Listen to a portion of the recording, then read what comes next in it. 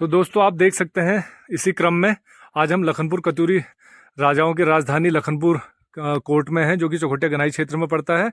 आप ये देख सकते हैं मंदिर के अंदर एक ये गुफा है, छोटी सी गुफा। जैसे कि आप सभी लोग जानते हैं कि कतूरकालीन जो राजा वगैरह हुआ करते थे उनके द्वारा जितने भी मंदिरों का निर्माण किया गया, जिसमें से कि ऐतिहासिक मंदिर केदारनाथ, बद्रीनाथ और आपका जागेश्वर, और जागेश्वर के बाद बैजनाथ, बागेश्वर के जितने भी मंदिरों का निर्माण है, और कटारमल अल्मोड़ा में जो पड़ता है, इन सारे भी जितने भी मंदिर हैं, इन सब की खासियत होती है दोस्तों, इसमें छत्रनुमा मंदिर बनाते थे। ये छत्र होता था, लकड़ी का छत्र पड़ता है मंदिर के ऊपर। कभी आपने गौर किया होगा तो आप देखिएगा, बद्रीनाथ, केदारनाथ और जागेश्वर, वृद्ध केदार, आप इधर बागेश्वर में देख सकते हैं, बैजनाथ वगैरह में जो भी क्षेत्र है, वहाँ पे उन मंदिरों के जो गर्भगृह होते थे वो बड़े छोटे होते थे, जिससे मतलब ये अंदाजा लगाया जाता है कि जो कतूरकालीन राजा महाराजा रहे होंगे तो वो थोड़ा सा कम हाइट के रहे होंगे, या एक कुछ और भी कारण हो सकता है गर्भगृह के छोटा बनने का। तो उसी क्रम में मैं इस गुफा के अंदर प्रवेश कर रहा हूँ। एक छोटी सी गुफा इन्होंने बनाई है, तो आप देख सकते हैं, जिसका मुख्य द्वार इतना छोटा रखा गया है दोस्तों।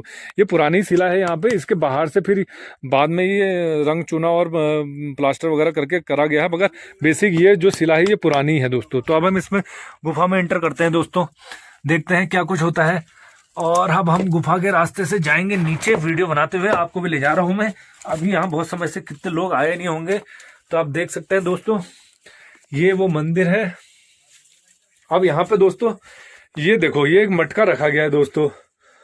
ये मटका पता नहीं किस चीज का मटका होगा, आई थिंक लोहा है ये, मतलब मेटल है, कुछ मेटल का ये मटका है दोस्तों, मेटल का मटका है। मगर देखो अब दोस्तों, इस चीज के ऊपर आप देख सकते हैं यहाँ पे भी एक मूर्ति रही है।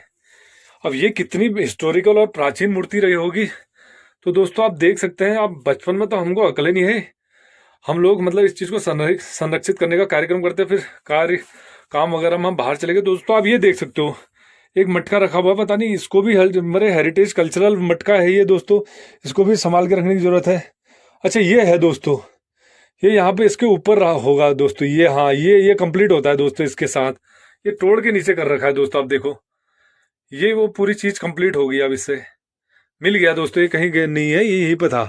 अब कैसे और कैसे टूटा होगा, क्या इसकी स्थिति रही होगी दोस्तों, ये आप देख सकते हैं। ये है दोस्तों स्थिति, आप देखिए यहाँ पे धूप बत्ती वगैरह हुई है, और यहाँ से फिर वापस जाने का ये रास्ता है दोस्तों। यहाँ से वापस हम यहाँ चले गए हैं, और यहाँ पे ये सूर्य, यहाँ पे एक सरस्वती माता का मान लो मंदिर हो गए, और यहाँ पे कुछ उकरा हुआ तो नजर आ रहा है, पता नहीं क्या होगा, कुछ लिखा हुआ नजर आ रहा है, स्पष्ट नहीं हो पा रहा मगर दोस्तों। तो ये आप देख सकते हैं दोस्तों, यहाँ से हमारे जो गेवाड़ क्षेत्र का कितना प्राकृतिक नज़ारा यहाँ पर से देखने को मिलता है, आप ये देख सकते हैं दोस्तों। और यहाँ पर दोस्तों आप ये देखिए, ये माता की मूर्ति है यहाँ पे दोस्तों, सरस्वती माता की मूर्ति है। देखो कितनी अच्छी स्थिति में है अभी। इस मूर्ति को भी संजो कर रखने की आवश्यकता है दोस्तों, भविष्य में ये इतिहास ना बन जाए।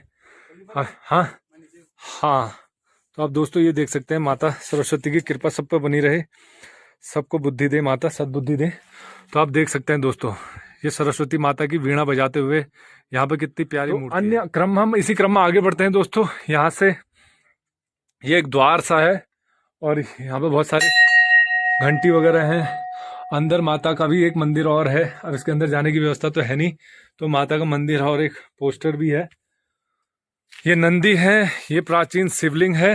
अब ये शिवलिंग संभवतः मुझे ऐसा पता नहीं क्यों प्रतीत होता है कि शिवलिंग यहीं पर हुआ करता था, यहीं होता था। और ये नंदी है, जैसे कि आप देखते हैं कि हर शिव मंदिर के सामने। तो आप देख सकते हैं दोस्तों, कतूरकालीन राजा शिव के बड़े उपासक रहते थे निम्बर वंश में, तो वो उनके द्वारा यहाँ पे संभवतः ये उसी समय काल में स्थापित किया गया शिवलिंग होगा। आप देख सकते हैं इस शिवलिंग को, कितना प्राचीन पुरातन ये शिवलिंग है। और अन्य भी यहाँ पे शिवलिंग है दोस्तों, आप देख सकते हैं, ये है शिवलिंग। इतने सारे 108 पूरे शिवलिंग हैं ये, इनकी परिक्रमा की जाती है दोस्तों जब यहाँ पर मेला लगता है। वो तुलसी शालिग्राम का, तुलसी रखने का वो एक पुंज है वहाँ पे। ये आप देख सकते हैं, यहाँ पे 9 दुर्गा माताओं की मूर्तियाँ हैं दोस्तों। ये भी अभाव में, मतलब ये भी हेरिटेज चीज़ें हैं दोस्तों, ये मूर्तियाँ, ये भी अपने संरक्षण के लिए, मतलब क्षेत्र की जनता को कह रही है कि भैया हमें संरक्षण की ज़रूरत है। भविष्य में हमारी युवा पीढ़ी, जो पीढ़ी आएगी, उनको वो क्या देखेगी, उनके लिए कुछ बचना तो चाहिए।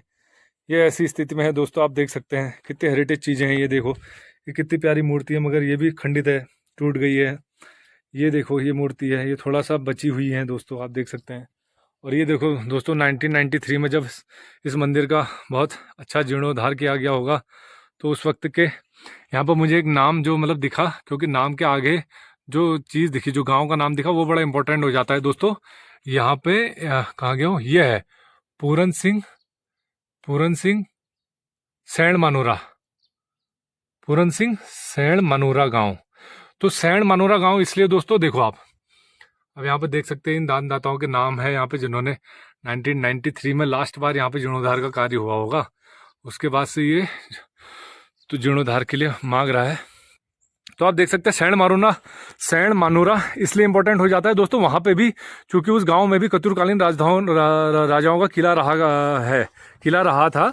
आज के समय में वो भी संभवतः उस स्थिति में ना हो अब, क्योंकि मैं तो वहाँ पर गया नहीं हूँ, बट भविष्य में वहाँ पे जाके भी मैं वीडियो बनाऊंगा जरूर, क्योंकि कत्यूरियों के ऊपर मैं मतलब पूरा एक कुछ नॉलेज क्षेत्र की जनता को और अन्य लोग जो किसी भी कारण से मतलब क्षेत्र से बाहर रहते हैं, चाहे वो रोजगार के लिए हों, चाहे एजुकेशन के लिए हों, जो हमारी पुरानी हेरिटेज और कल्चरल चीज़ों को भूलते जा रहे हैं, तो उसी क्रम में वीडियो बनाने का मेन पर्पज भी मेरा वही है दोस्तों, ताकि लोग, हमारे जो युवा हैं, वो जागरूक हों इन सारी चीज़ों के प्रति, ऐसी हेरिटेज और कल्चरल साइट के प्रति जागरूक रहें।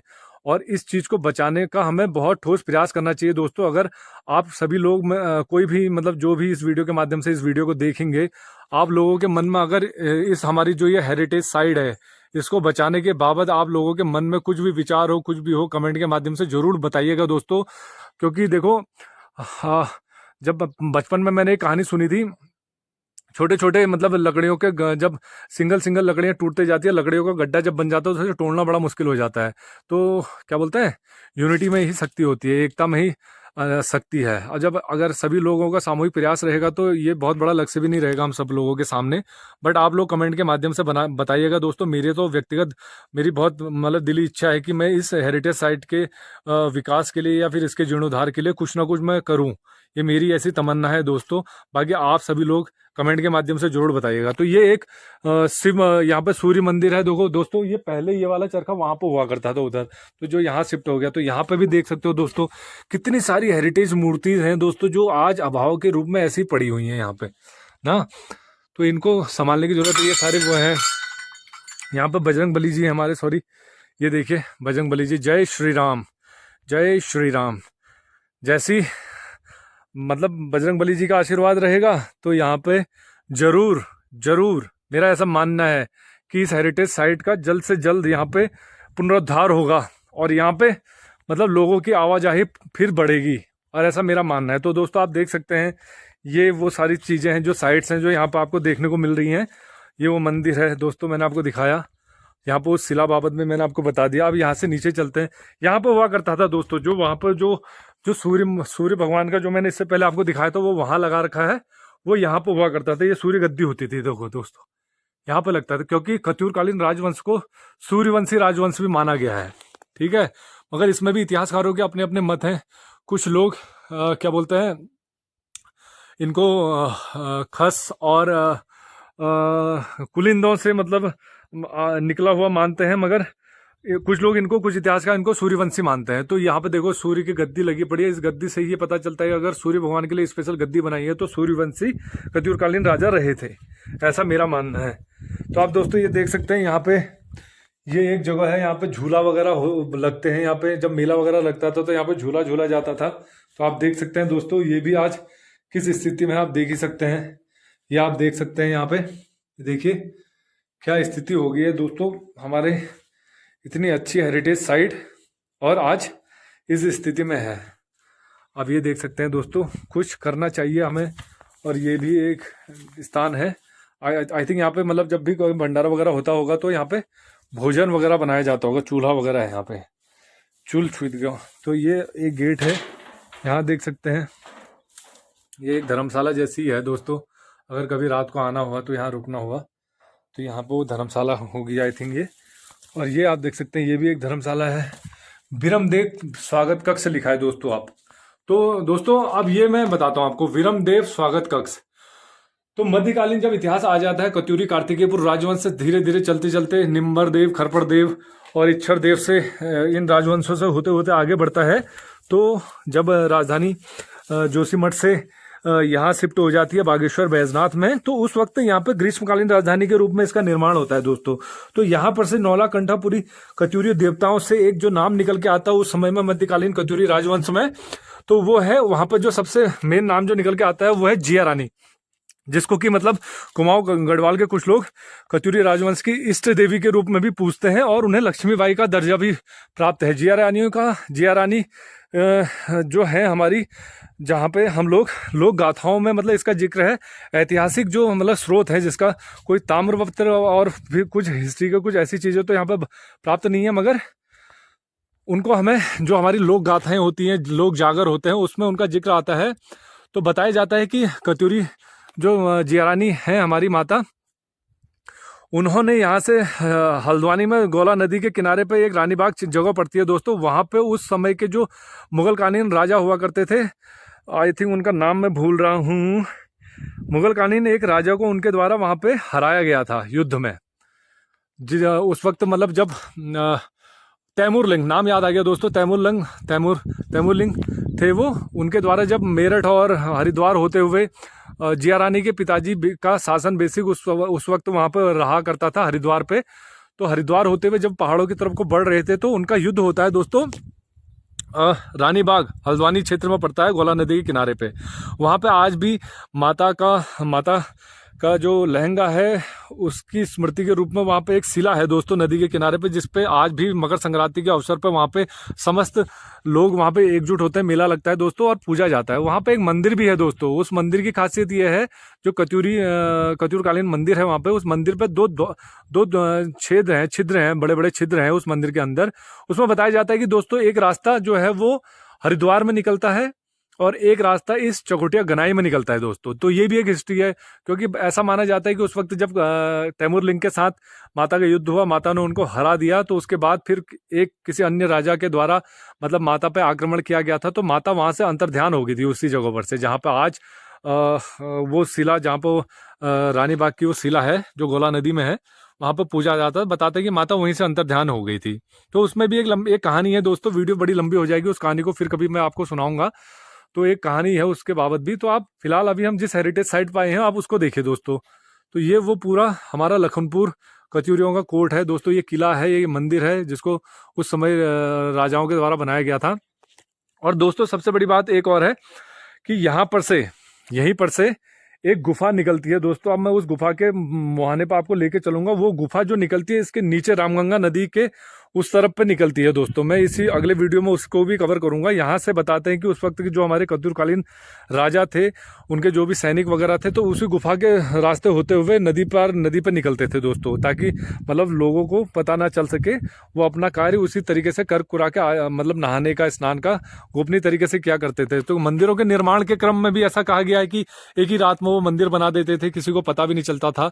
तो इससे ये एक मैसेज जाता है कि अगर जो कुछ जानकार, जो इच्छा रखने वाले लोग होंगे तो वो भी जानने की जिज्ञासा रखेंगे कि मतलब ऐसा माना जाता है कि जिस तरीके की वो ज्यामिति का यूज करते थे उस समय पे दोस्तों, वो एक मुश्किल सा काम लगता है दोस्तों। तो वर्ल्ड हिस्ट्री में भी आप देखना, कभी कभी जब आप वर्ल्ड हिस्ट्री में देखते हो जहां पे भी मतलब साइंस में ज्योमेट्री का ज़्यादा यूज हुआ है, वहां पे जरूर ये बात आई है कि उन लोगों का तीसरी दुनिया, जिसे कि हम एलियंस वगैरह भी कहते हैं दोस्तों, उनके साथ कुछ ऐसा कनेक्शन रहा था। तो वो लोग उनको आके उस बाबत बताते थे। तो ऐसा कुछ मेरा भी मतलब मैं जानने की जिज्ञासा रखता हूँ। अगर आप लोगों के पास ऐसे कुछ स्रोत हैं, कुछ कहानियां हैं, कुछ किस्से हैं, चाहे लोक कथाएं हो, तो आप कमेंट के माध्यम से जरूर बताइएगा दोस्तों। मुझे बहुत पर्सनली बहुत अच्छा लगेगा और लोगों को भी बहुत सारी चीज़ों को जानने का मौका मिलेगा। अपने नॉलेज को दोस्तों आपको बताना है, शेयर करना है चीज़ें, ताकि आने वाले समय पर उसके ऊपर कुछ काम हो सके। तो हो सकता है कि उस वक्त क्योंकि जो उनके द्वारा जिस तरीके के मंदिरों का निर्माण किया गया, आज भी एज इट इज इतने सारे भूकंप वगैरह झेलने के बावजूद भी वो ऐसे के तैसे बने हुए हैं दोस्तों। उस समय में कितना मुश्किल रहा होगा इस तरीके के निर्माणों को, कार्य को करना, और मूर्तिकला में इतने बेहतरीन कार्य करना, एक खाली छैनी हथौड़े से या फिर जिस भी तरीके से वो मूर्तियों को बनाते होंगे। ये बड़ी मतलब बहुत रहस्यमय चीजें भी हैं दोस्तों इसके पीछे, इन कहानियों के पीछे अगर हम चलेंगे तो आप देख सकते हैं यहाँ पे मेरा आराध्य श्री कृष्ण भगवान की मूर्ति है। देखो दोस्तों कृष्ण जी की बांसुरी भी गायब है, बांसुरी पे भी हाथ, मतलब लगभग लगभग हर मूर्ति खंडित ही हो गई है दोस्तों, आप देख सकते हैं। और यहाँ आप देख सकते हैं ये गणेश जी की प्रतिमा है यहाँ पे दोस्तों, गणेश जी की मूर्ति भी है। हम वहीं पे जाके दिखाऊंगा आपको मैं, गणेश जी की मूर्ति भी है। तो कम से कम इस वीडियो के माध्यम से तो कम से कम ये जो चीज़ें मैंने कवर कर ली है, कम से कम ये तो हिस्ट्री में रहेंगी रहेंगी कि हाँ भैया इतनी मूर्तियां तो हैं अभी भी यहाँ। आप ये देखिए, प्रथम पूजनीय गणेश भगवान जी हमारे अभी यहाँ पे ये मूर्ति है। ये भी हेरिटेज मूर्ति लग रही है, संभवतः होगी।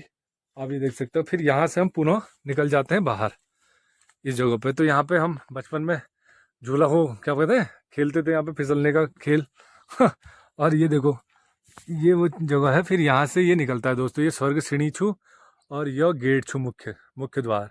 आप ये देखिए दोस्तों, ये है। और मोतिया उखल यहाँ पे है। अब ये आप देख सकते हैं दोस्तों, वो बजरंगबली। तो बेसिक दोस्तों मतलब मेरे कहने का मतलब यह है कि जब मध्यकालीन हिस्ट्री आ जाती है वहाँ से निकलते हुए, तो हिस्ट्री के बाबत भी आपको कुछ बताया जाएगा।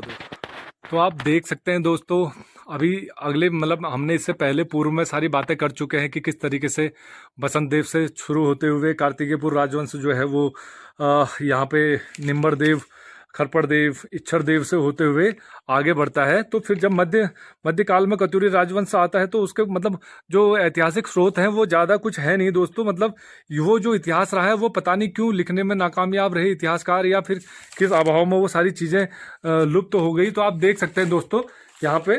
तो मैं उसी क्रम में आपको बताना चाहता हूँ दोस्तों, जब मध्यकाल में कत्यूरी राजवंश आया तो उस राजवंश में मतलब जो राज व्यवस्था थी उसको वो अलग अलग 6-7 उसमें बढ़ गया दोस्तों, जिसमें कि कत्यूर हो गया बैजनाथ में, और डोडी का मल, काली कुमाऊं, अस्कोट के रजवार, सीरा के मल, सोर के मल, वारामंडल व दोराहाट, ये सारे मतलब इन्होंने इन जो पूरी राज व्यवस्था थी वो इन टुकड़ों में बढ़ गई, अलग अलग मतलब क्षेत्र बना दिए गए 6 से 7।